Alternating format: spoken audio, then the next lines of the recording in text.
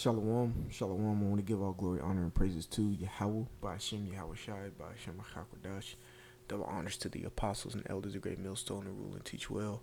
Peace, love, salutation to the elect 144 first fruits. Brother Kashakwala coming back at you with another lesson. It's going to be fairly quick. It's going to be centered around Epicureans, Stoics, and atheism. Alright, so without further ado, this is the word atheism in the etymology online. It says the doctrine that there is no God. So these are the individuals today who don't believe that there's a higher power, monitoring all their bullshit on this planet. Alright, so it says disbelief in any irregularity in the universe to which man must conform himself under penalties. All right, it comes from the 1580s, from French. Atheisme, something like that. All right, it says without God, denying the gods. All right, it says without God, denying the gods. It says without. It says theos, which means God. We know that means God. Alright. Which the word theater comes from the word theos. Alright. So pretty much it's an individual who doesn't believe in anything. Alright. We're gonna get atheist real quick. Atheist. It's 1570s. Alright, it means a godless person, one who denies the existence of a supreme, intelligent being to whom moral obligations is due. So they don't believe in Yahweh. But really, when you look at it in the whole, Christians, they're atheists. Christians practice atheism because they really don't truly believe. They really don't truly believe that there's a higher power. They just go to church and bullshit just for the Instagram pictures. This is First John chapter 2, verse 3. It says, "And hereby we do know that we know him if we keep his commandments." You see that? If we know him, you keep his commandments. Of course, in this day and age, to the best of your ability. Verse 4, "He that saith, I know him, and keepeth not his commandments, is a liar, and the truth is not in him." Meaning you never so believed. You're an atheist. Okay? Simple. But we're gonna get kind of into the, not too much in depth, but we're going to see who the ancient atheists were. This is Acts 17 and 18. It says, "Then certain philosophers of the Epicureans and of the Stoics encountered him. And some said, What will this babbler say? Other some, he seemeth to be a setter forth of strange gods, because he preached unto them Yahweh Shai and the resurrection." Alright, you see what the Epicureans said. What shall this babbler say? Alright. And this is when Paul was in Athens. Now it's important to know that Paul was in Athens because the Epicurean follow or movement started in Athens with the Athenians by a man named Epicurus, who was the philosopher. Alright, so we're going to get him. I think he was born in like 340 BC, died in 270 BC.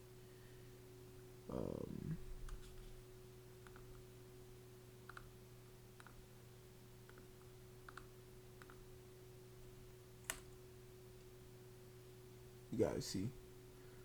Let's go. Epicurus. Yeah, 341, 270 BC. He was an ancient Greek philosopher and sage who found a highly influential school of philosophy, who founded a highly influential school of philosophy now called Epicureanism. He was born on the Greek island of Samos to Athenian parents. You see that? He was Athens. He was an Athenian. Influenced by Democritus, Aristotle, and Philo, and possibly the Cynics. He turned against Platonism, which comes from Plato, of his day, and established his own school known as the Garden in Athens. You see, when Paul went over to Athens, this is the things he was fighting. All right. So I'm going to read Acts 17 and 16. It says, now when Paul waited for them at Athens, his spirit was stirred in him when he saw the city wholly given to idolatry. You see that? They're given to this Epicureans doctrine. All right? They're given to this Epicureans doctrine. And even when you say that word Epicureanism, it sounds like the word curious. You ever heard the saying, curiosity killed the cat? He's always trying to find some different philosophy or some bullshit. Therefore, Jake easily is simple as hell and believes it.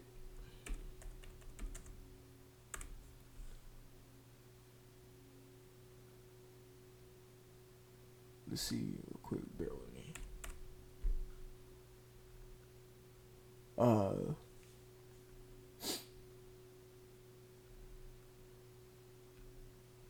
There you go. Proverbs 14 and 15. It says, the simple believeth every word, but the prudent man looketh well to his going. See, Jake be simple as all get out. So they'll fall for this Epicureanism because they're curious about it. Because they really didn't believe in the first place, because there you had it. Alright? So it says, the simple believeth every word, but the prudent man looketh well to his going. So this Epicureanism is what Paul was fighting when he went into Athens. He said it stirred his spirit up. Meaning it irritated the shit out of him, man. I mean, what the hell is this going on here? Alright? And that's how you know he was preaching to Israelites. Because me personally, if I see some Edomites, Moabites, whatever, practicing whatever they're practicing, I wouldn't give a shit. The word, the truth, the law, statutes, commandments wasn't given to them. They could do whatever the fuck they want. Just, only thing I'd have to tell them is y'all going into slavery. I wouldn't care, whatever. You see? But now if you see Jake doing that shit, it's going to stir you up. Like, man, what the hell are you doing? All right. So it says, when he saw the city wholly given to idolatry, meaning cheating on the Lord, cheating on Yahweh Shem Yahushai, because we are likened unto women. And this whole city of these Athenians, which were really Israelites, were given into idolatry, which idolatry goes into fornication. Fornication goes into adultery against the Lord. All right. It says, therefore, disputed in the synagogue of the Jews. You see that? He went straight to the Israelites. Now, as we know, that's what Paul was supposed to do in the first place. Let's go to Galatians chapter 2, start at like verse 6. It says, but of these whom seemed to be somewhat whosoever or whatsoever they were, it maketh no matter to me. Most High accept no man's persons. For they who seemed to be somewhat in conference added nothing to me. But contrariwise, when they saw that the gospel of the uncircumcision was committed unto me, see, that's Paul. The gospel of the uncircumcision. So he was to bring the good news to the ones who didn't know to those who didn't know they were Israelites. Therefore, he moved around a lot. Peter stayed stagnant in Jerusalem. It says, as the gospel of the circumcision was unto Peter, meaning the ones who knew they were Israelites. Okay? All right? So he's going over to dispute in the synagogue with these uncircumcised Jews. Why are they uncircumcised? Because what? They were given wholly to idolatry, which stirred the spirit, because they don't know Yahweh Shai. All right? Going blatantly off. And it says, and with devout persons, and in the market daily with them that met with him. It says, then the certain philosophers of the Epicureans, all right, which we're talking about right now, which goes along with atheism, all right, of the Epicureans and of the Stoics, which we're going to get into, encountered him. And some said, what will this babbler say? Others, some, he seemeth to be a setter forth of strange powers, because he preached unto them Yahweh Shai in the resurrection. So back to Epicurus, to see what his doctrine was. All right, let's see what his doctrine was. Here we go. It says, for Epicurus, the purpose of philosophy was to attain happy, tranquil life, characterized as autoraxia, if I'm pronouncing that right, peace and freedom from fear. You see that? The absence of pain, and by living a self-sufficient life surrounded by friends, meaning he really pushed the do as thou will spirit. Don't be scared of nothing. If you're not scared of nothing, that means you don't think there's ultimately a higher power. Simple and plain as that. Now, we are to fear. Matter of fact, I'm going to get two scripts. I'm going to get this one first. We are to fear the Most High. This is Malachi 1:6. It says, a son honoreth his father, and his servant his master.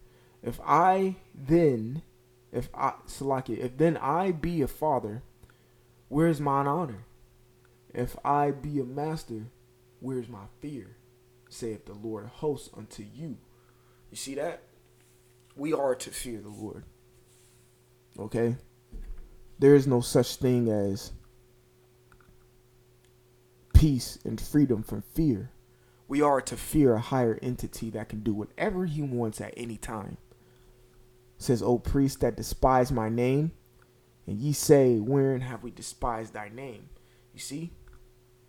That's Epicureanism wants you to not fear that. Fear the Lord. Wants you to not give the Lord his honor. All right, glory and praise. It says, and by living a self-sufficient life surrounded by friends, by fakes, you could say, he taught that the root of all human neurosis is death denial, and the tendency for human beings is to assume that death will not be horrific and painful. You see that? Just teaching that gives anxiety. You got to assume that death. Well, if you got to assume that, you're still hoping that death is not horrific and painful, meaning you are fearful of something giving you a horrific and painful experience in death, which is the Most High who can do that. See, we live in fear. We don't want a death like that. So we do what we do because of the fear that we have for the Lord. Therefore, Epicureanism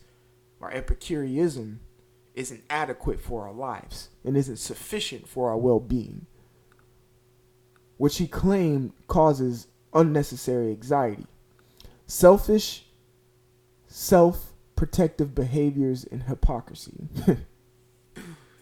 Wow. All right, this is atheism. That's atheism, meaning what? A godless person. A godless person doesn't have fear of the Most High. But we know having fear of the Lord brings us good tidings, you could say. This is Ecclesiasticus chapter 1. All right, let's see. I'll read verse 1. It says, all wisdom cometh from the Lord and is with him forever. All right. Let's skip down.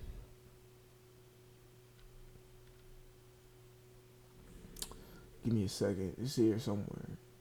All right. Verse 11. It says, the fear of the Lord is honor and glory and gladness and the crown of rejoicing. The fear of the Lord maketh a merry heart and giveth joy and gladness and a long life. Whoso feareth the Lord, it shall go well with him at the last, and he shall find favor in the day of his death. To fear the Lord is the beginning of wisdom. And as we read, all wisdom is with the Lord, and it started with him and is with him forever. It says, and it was created with the faithful in the womb. Verse 16. To fear the Lord is fullness of wisdom, and filleth men with her fruits. Verse 18. The fear of the Lord is a crown of wisdom, making peace and perfect health to flourish, both which are the gifts of the Most High. And it enlargeth the rejoicing that love him. You see that? Verse 21. The fear of the Lord driveth away sins, and where it is present, it turneth away wrath. Come on now. Verse 27.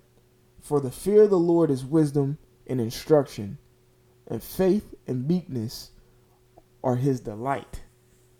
Verse 28. Distrust not the fear of the Lord when thou art poor, and come not unto him with a doubtful heart. You see that? Fearing the Lord is what we need. You need to fear the higher power. But these people out here are atheists. They really don't believe in the first place. And that's what you had going on right here with these Epicureans coming up to Paul, because I'm pretty sure Paul was preaching Yahushua as well as the fear that you should have for Yahushua, which will begin the wisdom. All right, but these Epicureans were saying he's a babbler. All right. And these Stoics,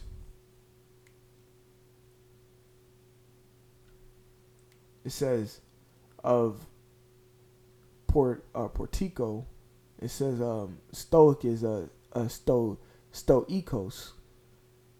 It says pertaining to Stoic philosophy, the author of which Zeno of Citium taught at Athens. You see some more fuck shit going on in Athens.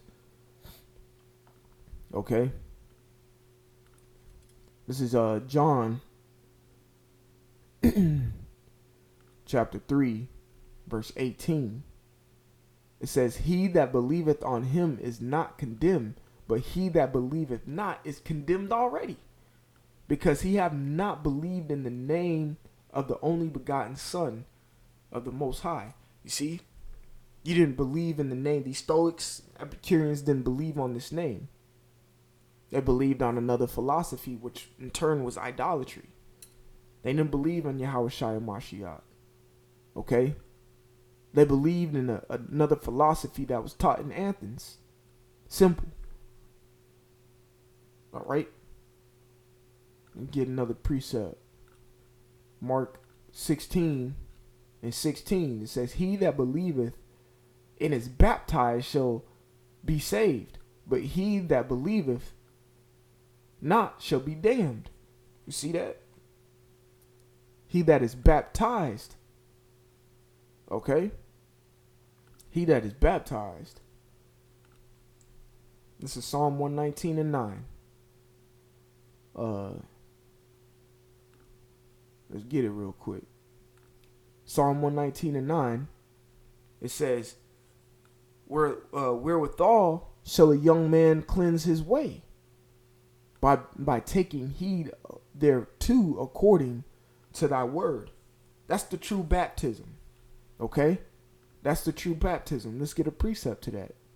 John 17 and 17. John 17 and 17 says, sanctify them through thy truth. Thy truth is the word is the truth. The word is what baptizes you. All right. The Greek word for sanctified is hagiezo. to render or acknowledge, to be vulnerable or hallow. Consecrate things to the Most High, meaning separate things. Dedicate people to the Most High, to purify, cleanse externally. Purify by expiation. We just went through a day of expiation. Expiation means a reparation. Expiation means to make amends with something.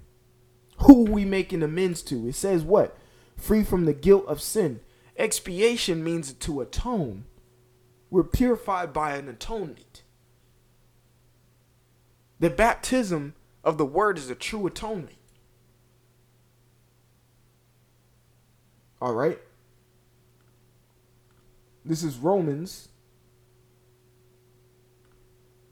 chapter 3, verse 3 says, "For what if some did not believe? Shall their unbelief make the faith of the Most High without effect? God forbid. Yeah, let the Most High be true and every man a liar." These Stoics and Epicureans were liars. We researched and saw that these Epicureans came from a man on some hot shit, probably on some fucking drug, thinking this shit and just making up a philosophy because he didn't want to follow Plato. And they believe it because it's an easy, broad path to follow. You see? Therefore, their minds are blinded with Epicureanism and Stoicism. All right? But ultimately, in a nutshell, that's atheism. That's these atheists today.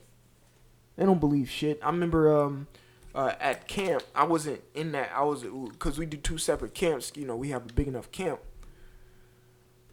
There was a camp where Elder Aratazah and Bishop Atazawam were at. There was an atheist who came up, and they totally cut him with the gospel of Yahushua. You see, this Epicureanism and atheism, it can't stand a chance against the word of the Most High. It will get denounced and debunked every single time. You see? So I just wanted to get a little clarification on Epicureanism. All right. And who this man was, Epicurus, and what it was speaking in Acts 17 and 18. All right, so Lord willing, it was edifying. I want to give all glory, honor, and praises to Yahweh, by Hashem, Yahweh Shai, by Hashem, Rakakwadash. Double honors to the apostles and elders of Great Millstone to rule and teach well. Peace, love, salutation to you, elect 144 first fruits. Brother Kasha Qual, until next time. I want to say shalom.